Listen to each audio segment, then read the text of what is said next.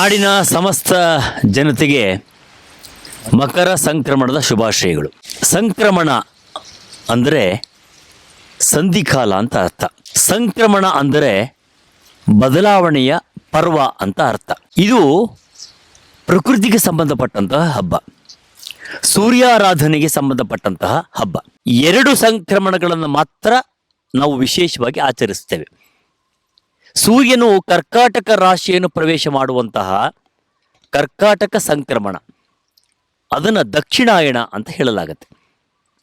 ಮತ್ತೊಂದು ಆತ ಧನುರ್ರಾಶಿಯಿಂದ ಮಕರ ರಾಶಿಯನ್ನು ಪ್ರವೇಶ ಮಾಡುವಂತಹ ಮಕರ ಸಂಕ್ರಮಣ. ಇದು ಅತ್ಯಂತ ವಿಶೇಷವಾಗಿರತಕ್ಕಂಥ ಉತ್ತರಾಯಣದ ಪರ್ವಕಾಲ. ಭಾರತೀಯ ಪರಂಪರೆಯಲ್ಲಿ ಎರಡು ಅಯನಗಳಿವೆ, ಒಂದು ಉತ್ತರಾಯಣ ಮತ್ತು ದಕ್ಷಿಣಾಯಣ. ಒಂದು ಸಂವತ್ಸರಕ್ಕೆ ಎರಡು ಆಯನಗಳು. ಅಂದರೆ ಇದು ದೇವರಿಗೆ, ಭಗವಂತನಿಗೆ ಒಂದು ದಿನದ ಲೆಕ್ಕ. ಉತ್ತರಾಯಣ ದೇವರ ಹಗಲು, ದಕ್ಷಿಣಾಯಣ ದೇವರ ರಾತ್ರಿ ಅಂತ ಹೇಳಲಾಗತ್ತೆ. ಹೀಗೆ ಸೂರ್ಯನು ದಕ್ಷಿಣ ಪಥದಿಂದ ಉತ್ತರದ ಪಥಕ್ಕೆ ತನ್ನ ಪಥವನ್ನು ಬದಲಾಯಿಸುವಂತಹ, ಮಾರ್ಗವನ್ನು ಬದಲಾಯಿಸುವಂತಹ ಪರ್ವಕಾಲವೇ ಮಕರ ಸಂಕ್ರಮಣ. ಇದು ಅತ್ಯಂತ ವಿಶೇಷವಾಗಿರತಕ್ಕಂಥ ಒಂದು ಪರ್ವಕಾಲ. ನಮ್ಮನ್ನು ಆವರಿಸಿಕೊಂಡಿದ್ದಂತಹ ಚುಮ್ಮು ಚಳಿ ಇನ್ನೇನು ನಮ್ಮನ್ನು ಸ್ವಲ್ಪವಾಗಿ ಬಿಟ್ಟು ದೂರವಾಗುವಂತಹ ಸಂದರ್ಭ.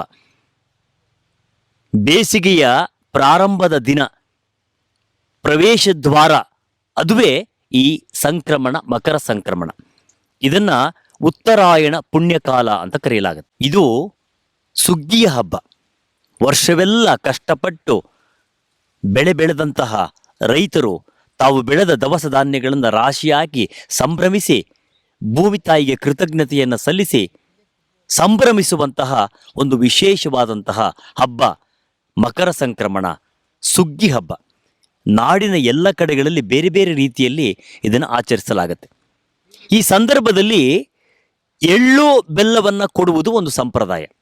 ಇದಕ್ಕೆ ವೈಜ್ಞಾನಿಕವಾಗಿಯೂ ಕೂಡ ಕಾರಣವಿದೆ, ಮಹತ್ವವಿದೆ. ಚಳಿ ನಮ್ಮನ್ನು ಬಿಟ್ಟು ಹೋಗುವ ಸಂದರ್ಭಗಳಲ್ಲಿ ನಮ್ಮ ಮೈ ಚರ್ಮ ಒಣಗಿ ಹೋಗುತ್ತದೆ. ಅದಕ್ಕೆ ಎಣ್ಣೆಯ ಅವಶ್ಯಕತೆ ಬೇಕು. ಅದನ್ನು ಪೂರೈಸುವುದು ಎಳ್ಳು. ಹಾಗಾಗಿ ಆ ಎಳ್ಳನ್ನು ಸೇವನೆ ಮಾಡೋದರಿಂದ ನಮಗೆ ಮತ್ತಷ್ಟು ಕಾಂತಿ ಲಭ್ಯವಾಗುತ್ತೆ ಅಂತ ಹೇಳಲಾಗುತ್ತೆ. ಇನ್ನು ಈ ಎಳ್ಳು ತಿಲದಾನ ಮಾಡುವುದು, ತಿಲ ತರ್ಪಣವನ್ನು ಕೊಡುವುದು, ತಿಲ ಯಜ್ಞವನ್ನು ಮಾಡುವುದು, ಇವೆಲ್ಲವೂ ಕೂಡ ಈ ಸಂದರ್ಭದಲ್ಲಿ ಮಾಡಲಾಗುವಂಥ ವಿಶೇಷವಾದ ಕಾರ್ಯಾಚರಣೆಗಳು. ಎಳ್ಳು ಬೆಲ್ಲವನ್ನು ಕೊಟ್ಟು ಒಳ್ಳೆಯ ಮಾತನಾಡು ಅಂತ ಹೇಳಿದ್ದಾರೆ. ಅಂದರೆ ಇದು ಸಂಬಂಧಗಳನ್ನು ಬೆಸೆಯುವಂತಹ ಹಬ್ಬ.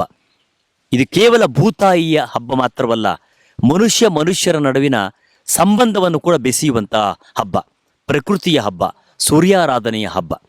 ಹೀಗೆ ಈ ಮಕರ ಸಂಕ್ರಮಣ ಅನೇಕ ವಿಶೇಷತೆಗಳನ್ನು ಹೊತ್ತು ಬಂದಿದೆ. ಈ ವಿಶೇಷವಾದ ಈ ಮಕರ ಸಂಕ್ರಮಣದ ಸಂದರ್ಭದಲ್ಲಿ ಮಂಡ್ಯ ಜಿಲ್ಲೆಯ ಕೆ ಗೌಡನಗೆರೆ ಗ್ರಾಮಸ್ಥರು ನಮ್ಮನ್ನು ವಿಶೇಷವಾಗಿ ಬರಮಾಡಿಕೊಂಡು ಅವರು ಆಚರಿಸುವಂತಹ ಎಲ್ಲ ಸಂಭ್ರಮಗಳನ್ನು ನಮಗೋಸ್ಕರವಾಗಿ ಅವರು ಮಾಡಿಕೊಟ್ಟಿದ್ದಾರೆ. ಆ ಸಂಭ್ರಮವನ್ನು ನಾವು ನಮ್ಮ ಕ್ಯಾಮರಾಗಳಲ್ಲಿ ಚಿತ್ರೀಕರಣ ಮಾಡಿ ನಿಮಗೆ ಸಾದರಪಡಿಸ್ತಾ ಇದ್ದೇವೆ. ನಗರದವರಿಗೆ, ನಗರವಾಸಿಗಳಿಗೆ ಈ ಹಬ್ಬಗಳ ಪರಿಚಯವೇ ಇಲ್ಲ. ನಾವೇನಿದ್ರೂ ಎಲ್ಲೋ ಕುಳಿತು ಅನವಶ್ಯಕವಾಗಿ ಕಾಲಹರಣ ಮಾಡಿ ಹಬ್ಬವನ್ನು ಕಳೆಯುವಂಥ ವಾತಾವರಣ ಬಂದಿದೆ. ಇದರ ನಿಜವಾದ ಸಂಪ್ರದಾಯವೇನು, ಸಡಗರ ಏನು ಅನ್ನುವುದನ್ನು ನಿಜವಾಗಿಯೂ ಹಳ್ಳಿಗಳಿಗೆ ಹೋಗಿ ನೋಡಬೇಕು. ಕಲುಷಿತವಾಗದೇ ಇರುವಂತಹ ವಾತಾವರಣದಲ್ಲಿ ಎಂತಹ ವಿಶೇಷವಾದಂತಹ ಆಚರಣೆಗಳು ಇದೆ ಅನ್ನುವುದನ್ನು ಕಟ್ಟಿಕೊಡುವಂತಹ ಸಣ್ಣ ಪ್ರಯತ್ನವನ್ನು ವಿಶ್ವಂ ವಾಹಿನಿ ಮಾಡಿದೆ. ಬನ್ನಿ, ಆ ಇಡೀ ಕಾರ್ಯಕ್ರಮವನ್ನು ನೋಡಿ ನೀವು ಈ ಹಬ್ಬವನ್ನು ಸಂಭ್ರಮಿಸಿ.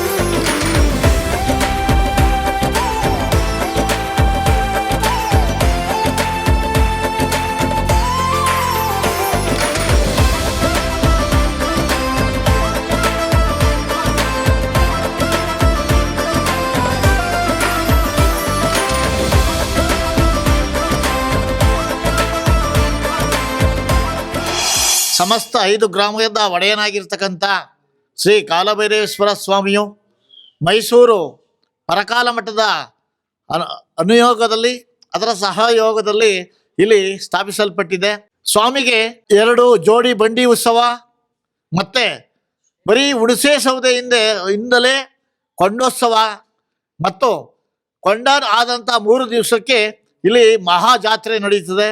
ಈ ಜಾತ್ರೆಗೆ ಸುಮಾರು 10 ರಿಂದ 15 ಸಾವಿರ ಭಕ್ತರು ಭಾಗವಹಿಸ್ತಾರೆ. ಎಲ್ಲ ಭಕ್ತರಿಗೂ ಸಹ ಒಂದೇ ಪಂಕ್ತಿಯಲ್ಲಿ ಅವರೇಕಾಳು ಮುದ್ದೆ ಅನ್ನವನ್ನು ಪ್ರಸಾದವಾಗಿ ನೀಡಲಾಗ್ತದೆ. ಒಂದೇ ಪಂಕ್ತಿನಲ್ಲಿ ಎಲೆಯನ್ನು ಯಾರೂ ಎತ್ತುವಂಗಿಲ್ಲ. ಅದೇ ಊಟ ಮಾಡಿ ಕೈ ತೊತ್ತಕೊಂಡು ತಮ್ಮ ಮನೆಗೆ ಗ್ರಾಮಿಸ್ತಾರೆ. 3 ದಿವಸಗಳ ಕಾಲ ಆ ಎಲೆ ಈ ಪ್ರದೇಶದಲ್ಲೇ ಇರ್ತದೆ. ಸ್ವಾಮಿ ಪರ್ಯಟನೆ ಮಾಡಿ ಎಷ್ಟು ಜನ ಭಕ್ತರು ನನ್ನನ್ನು ಆ ಪ್ರಸಾದವನ್ನು ಸ್ವೀಕರಿಸಿದ್ದಾರೆ ಅಂತಕ್ಕಂಥದ್ದು ಆ ಸದ್ಭಕ್ತರುಗಳೆಲ್ಲರಿಗೂ ಸಹ ಒಳ್ಳೆಯದನ್ನು ಮಾಡ್ತಾನೆ. ವಿಶ್ವಂ ಟಿವಿಯವರು ಇವತ್ತು ನಮ್ಮ ಊರಿಗೆ ಬಂದು ನಮ್ಮೂರಿನ ಅಧಿದೇವನಾಗಿರ್ತಕ್ಕಂಥ ಶ್ರೀ ಕಾಲಭೈರೇಶ್ವರ ಸ್ವಾಮಿ ದೇವಸ್ಥಾನದಲ್ಲಿ ಬಂದು ಬಸವಣ್ಣ ಸಮೇತ ಮತ್ತು ಎಲ್ಲರ ಭಕ್ತಾದಿಗಳು ಕೂಡ ಇಲ್ಲಿ ಬಂದು ಸೇರಿದ್ದಾರೆ. ಇವತ್ತು ಇಲ್ಲಿ ಮುಂದೆ ಬರ್ತಕ್ಕಂಥ ಸಂಕ್ರಾಂತಿ ಹಬ್ಬಕ್ಕೆ ಇದು ಮುನ್ನುಡಿಯನ್ನು ಬರಿತಾ ಇದೆ. ಇವತ್ತಿನಲ್ಲೇ ಆ ಸಂಕ್ರಾಂತಿ ಹಬ್ಬಕ್ಕೆ ಚಾಲನೆಯನ್ನು ಕೊಡ್ತಾ ಇದ್ದಾರೆ. ನಿಮ್ಮಿಂದ ನಮ್ಮ ದೇವಸ್ಥಾನದ ಹೆಸರು ಇನ್ನೂ ಹೆಮ್ಮರವಾಗಿ ಬೆಳೀಲಿ, ಜನಗಳು ಹೆಚ್ಚಾಗಿ ಬಂದು ಅವರ ಅಭಿಷ್ಟಗಳನ್ನು ನೆರವೇರಿಸಲಿ ಅಂಥೇಳಿ ನಾನು ಕೂಡ ದೇವರಲ್ಲಿ ಭಗವಂತನಲ್ಲಿ ಪ್ರಾರ್ಥನೆ ಮಾಡ್ತೇನೆ. ಪ್ರತಿ ವರ್ಷವೂ ಕೂಡ ಇಲ್ಲಿ ಜಾತ್ರೆ ನಡೆಯುತ್ತೆ ಮಾರ್ಚಿ ತಿಂಗಳಲ್ಲಿ. ಆ ಮಾರ್ಚಿ ತಿಂಗಳಲ್ಲಿ 1 ತಿಂಗಳ ಕಾಲ ನಮ್ಮಲ್ಲಿ ಸುಗ್ಗಿ ಒಂದು ಹಬ್ಬ ಕಂಬ ಇಡ್ತಾರೆ. ಇಲ್ಲಿ ಫಸ್ಟು ಕಂಬ ಇಡ್ತಾರೆ ನಮ್ಮಲ್ಲಿ.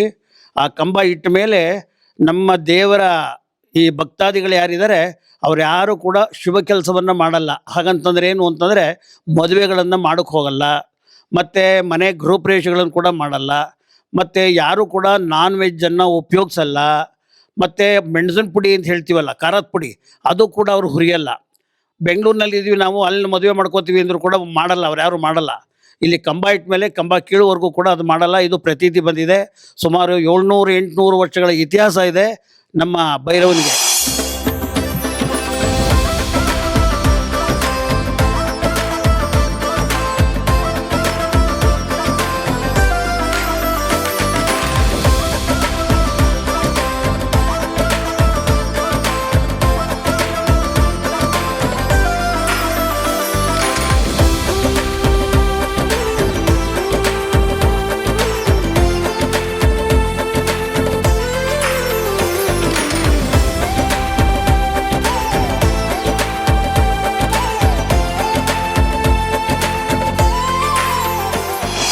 ಮಕರ ಸಂಕ್ರಾಂತಿ ದಿನ ಹಳ್ಳಿಗಳಲ್ಲಿ ಆಚರಿಸುವಂಥ ಕೆಲವು ಆಚರಣೆಗಳು ತುಂಬ ವಿಶಿಷ್ಟ, ವಿಭಿನ್ನ.